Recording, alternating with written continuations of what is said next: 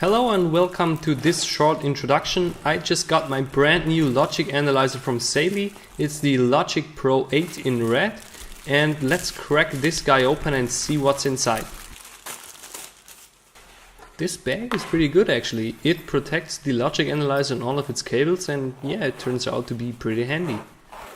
So when we open it up, we see sure enough, we see a USB cable.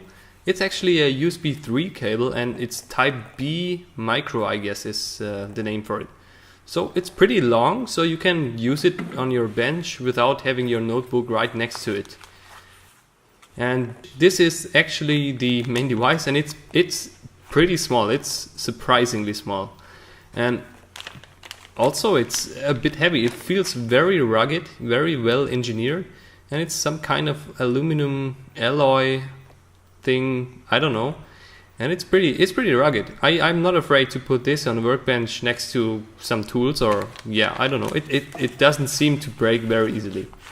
So in this enclosure we have the one set of the logic cables.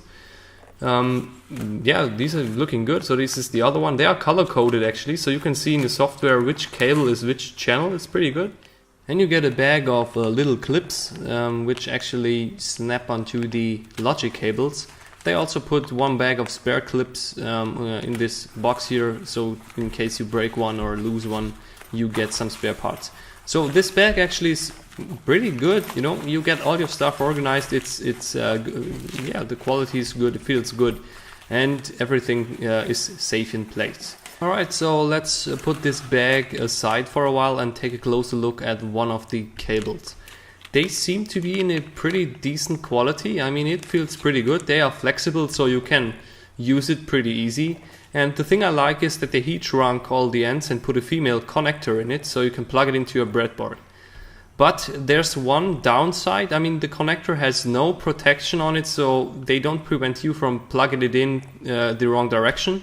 So that means if you plug it in this way with all the 4 ground wires on the upper side, of course your logic analyzer is not going to work as expected. I mean, you're not going to, damage any hardware. It's simply just not working.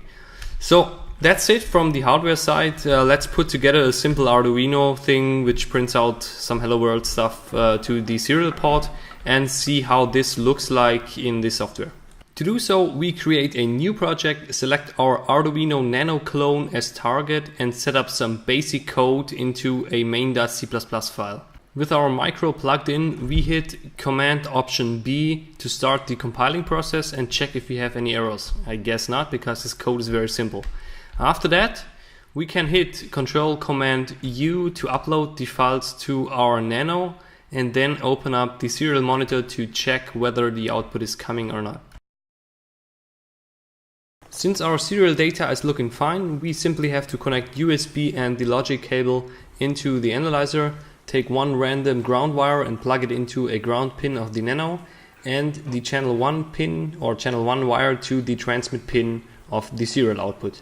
After downloading and installing Saleae's latest software, we can add a new serial analyzer and select channel 0 as the serial port. By hitting start, our analyzer starts listening to all the incoming traffic, and sure enough, we see our first hello packet. Of course, we don't need 8 channels to acquire serial data, so we can simply go to the logic device settings and turn on or off independent channels. We can not only turn them on and off, we can set if we want digital data or analog data. After that, all the unnecessary channels disappear from our main interface, and we of course get a much cleaner overview. And yes, we could have turned off channel 1 as well. That's it for now, and I hope you find this short little introduction useful, and if you do so, please subscribe to my channel and give me a thumbs up. See you next time.